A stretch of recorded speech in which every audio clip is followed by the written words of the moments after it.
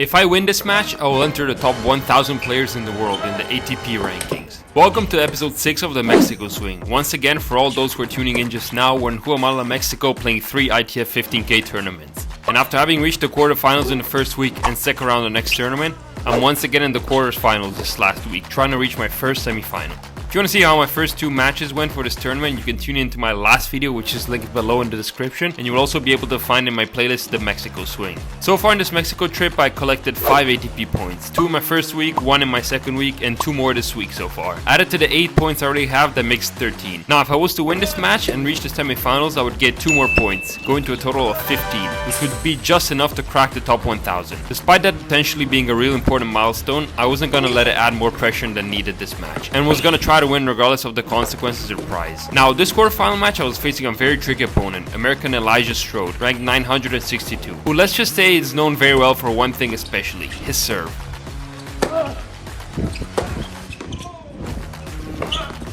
At this altitude it was even harder to return, and he was probably the best server of the tournament. Now, luckily I've had the chance to practice him quite a few times the past weeks, so knew his game pretty well. Aside from the serve, he hit very hard from the baseline as well, trying to do damage straight away, so I knew that I wasn't gonna be leading as many points as usual, and I had to be okay with that and focus on keeping depth and not missing. So yeah, on paper I was gonna have to play a bit more defensive, solid tennis today, so let's see how that went. As you saw, I was able to hold the first game, but the real test was the returns.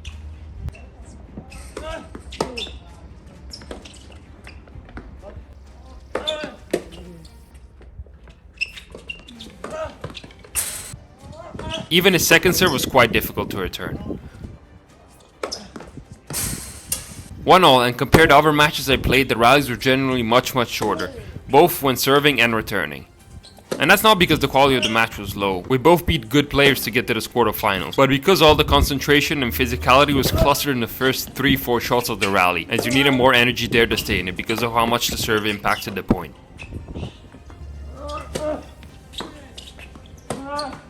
$15-all here, and he double faults. At 15-30 though, a solid lefty body serve. Huge serve down the tee at 30-all, and actually put in play decently, all things considered, but that gives him no trouble. At 40-30, another ace wide, and now you get the hang of how these games were gonna go for the most part.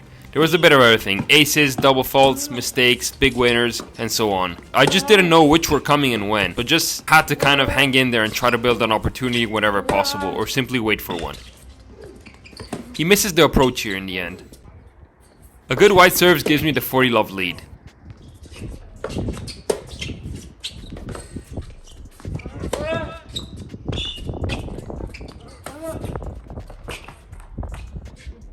At 40-15, he misses the return to give me the game. As you can see, when I was able to make returns, I was immediately running, as he did not waste any time to be aggressive and use his serve to set himself up.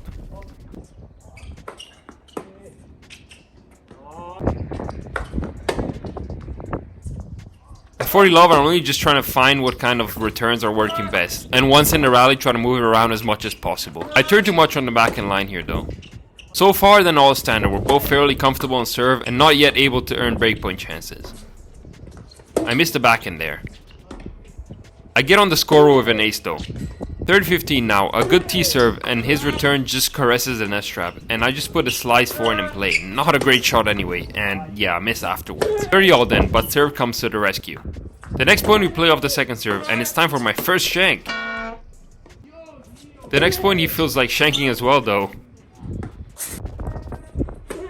A good second serve that surprises him, but instead of having him run, I hit it back to his forehand and then missed the inside in afterwards.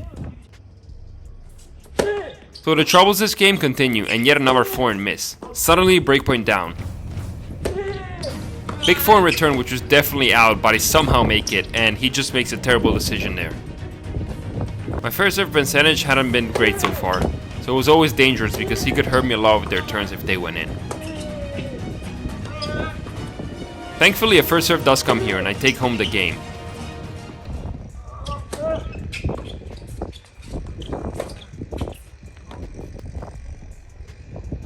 For 3-15-all, and yeah guys, this was the second serve. 30-15, and this would be a good time to get that breakpoint opportunity, but that doesn't happen. At 40-15, a massive ace. I was finding some more first serves now as well, and that was definitely helping me be ahead in points, or at least not be behind, you know, because especially against him, once he is leading, you can only hope he misses. I play forehand, which was literally on the line here, and in the end he does give it to me, so we go on to replay the point.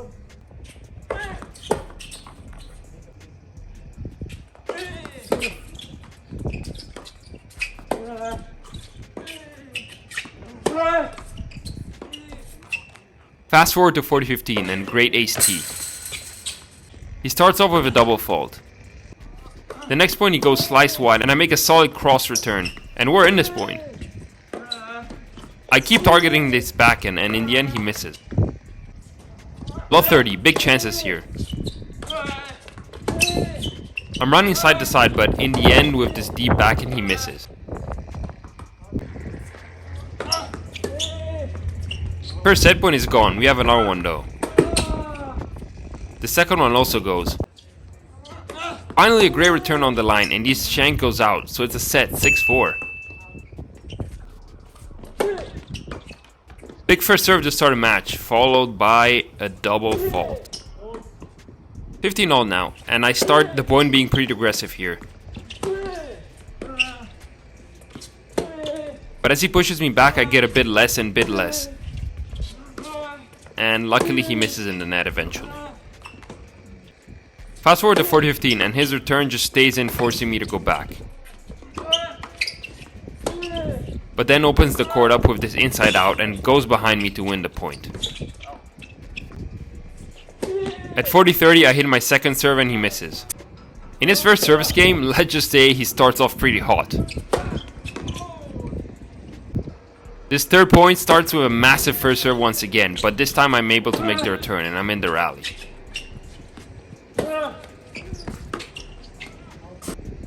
Yeah, I mean, this game not a whole lot I can do. Double fault to start my next service game, so I need to win this next point to not let this game slip away.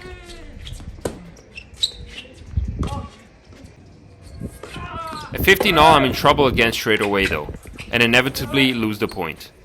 15-30, need to be super solid this point.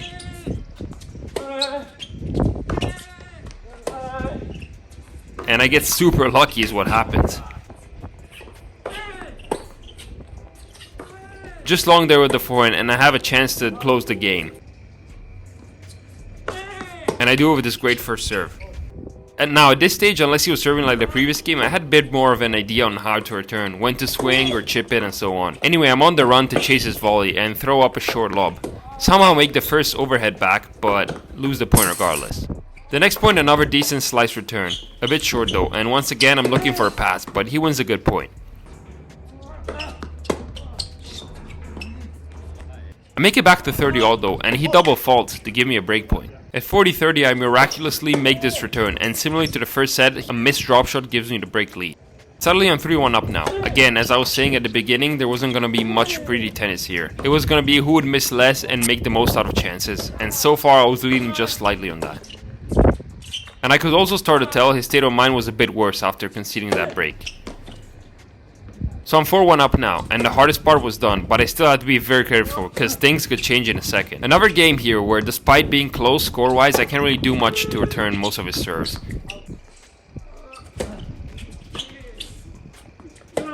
And we get in a rally here this last point.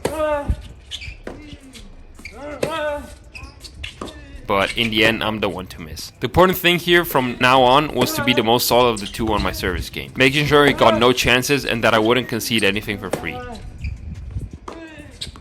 Here I even hit a forehand winner from the middle. At 30 love he hits a forehand return on the line, and I try to be unpredictable and run up, but get back once my forehand lands short. But then I hit a passing shot line with the backhand. So yeah, luckily no trouble holding that game to go up 5-2. If I had chances, I was going to try to close the match here obviously, and whenever we rallied I felt pretty good, probably because I was a bit more solid. And he misses first.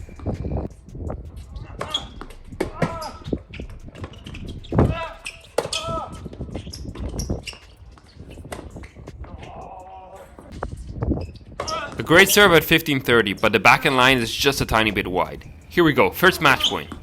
And the second serve ace. Another match point now.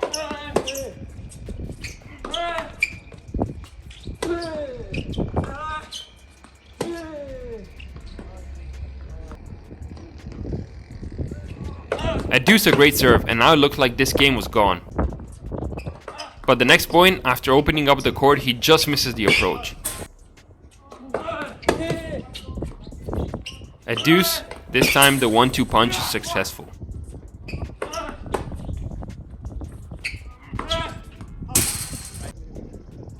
But once again it's gonna be deuce, and he goes wide this time, and the following point I can't even chip it in. It's all good though, this was where I was expecting to be anyway, serving for the match, and I start by winning the first point. This game I'm trying to be in control. He has been missing quite a bit, and I want to make sure that I play fairly aggressive but to big margins, to get that mistake earlier. Not going for any winners or fancy stuff really. But he hits this rocket on the baseline, and I half shank it out.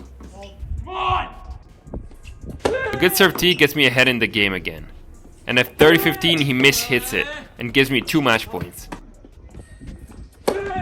That seals it, 6-4, 6-3.